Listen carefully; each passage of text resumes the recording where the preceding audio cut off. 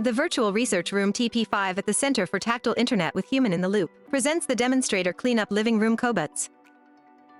Every software begins with an idea. Then, typically, the classical software development lifecycle starts, a process to conceptualize, implement, and deliver software. Until now, robotic programming approaches rely on traditional methods and languages. A new concept for developing correct applications efficiently for the tactile internet is needed. A specific research objective of TP5 is concerned with the research and development of a software infrastructure that depends on the context of a scene and how these interactions are translated to programs. Humans need appropriate tools and languages to intuitively program machines. In this demonstrator Cleaning Living Room Cobots, we show the outline on how to implement a cleaning robot using a new model-centric, context-adaptive programming approach. One or more robots autonomously navigate on top of a grid. A robot transports items in its basket, filled by humans in order to be sorted back in their respective box. The high-level system model of the demo resembles a common architecture of a context-aware system. The physical world is represented as a virtual world model, augmented continuously with information of the environment. The context monitor senses application and environmental properties and how they evolve over time.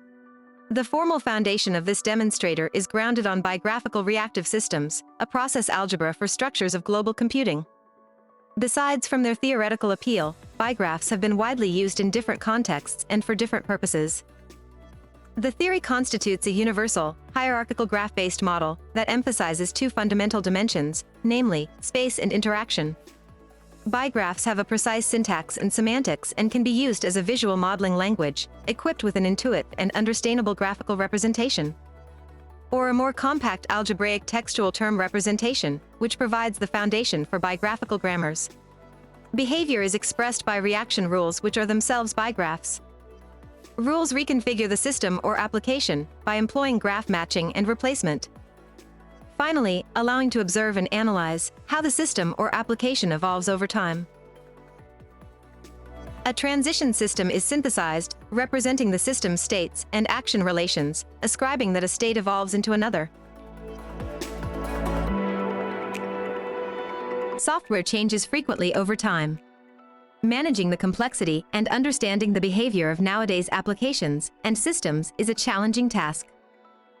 Change, that is, the evolution of a software, raises questions such as how to refine or change the specification and implementation in a consistent manner. How and to what extent is it possible to incorporate another physical entity? What if the physical environment changes, consequently, affecting the application's logic?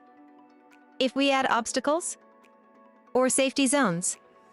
Or completely change the structure of the underlying model that is used for navigation? Returning now to the modeling part of the demonstrator.